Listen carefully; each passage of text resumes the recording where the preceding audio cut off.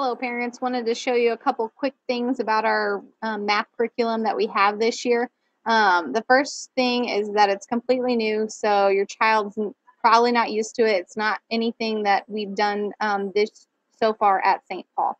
So our publisher is Pearson, and they're going through a Realize program. So if you go to www.pearsonrealize.com, this is what should appear.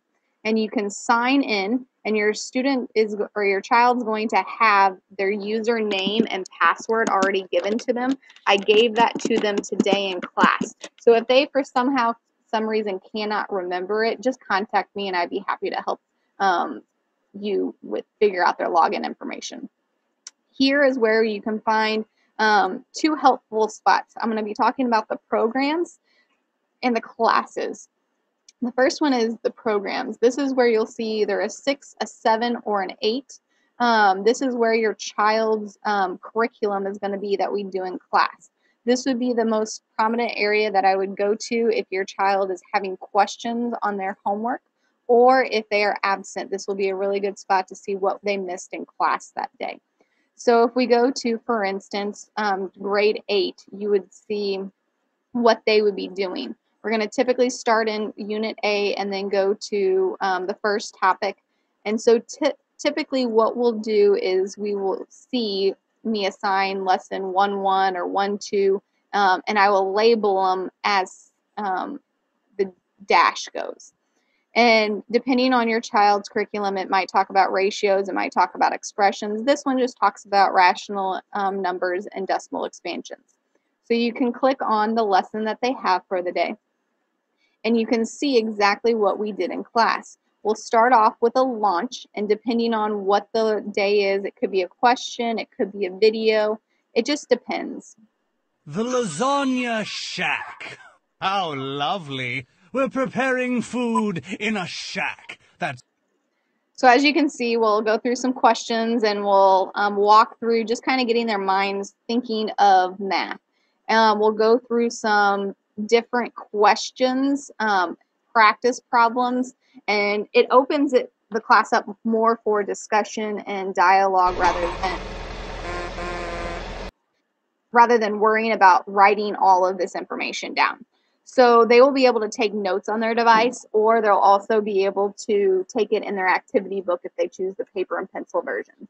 But this will be a spot where you can see exactly how we walked through each answer, how we understood how to convert a fraction to a decimal, and those type of resources. Again, this is a great spot to come to if they are either absent or if something's not making sense at home, to try this spot first.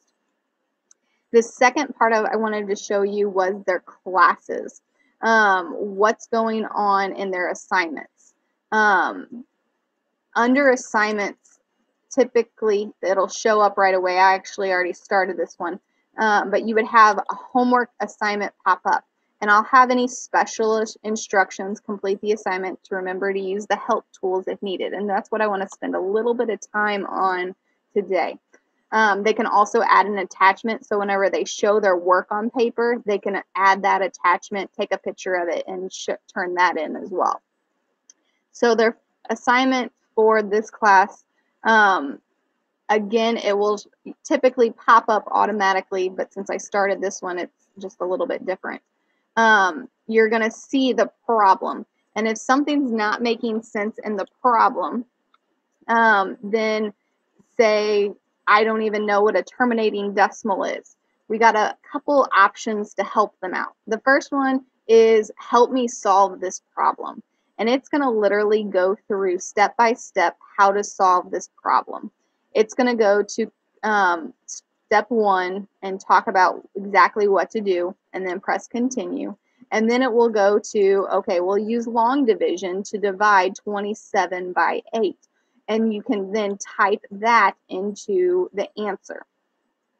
The second help thing I wanted to show was view an example. They have view an example problem where it would be another very similar process, but just different numbers.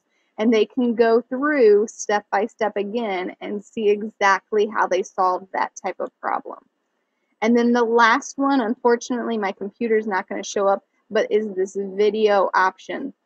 And you can click on it and it will show you a video of how to solve a similar problem through Virtual Nerd.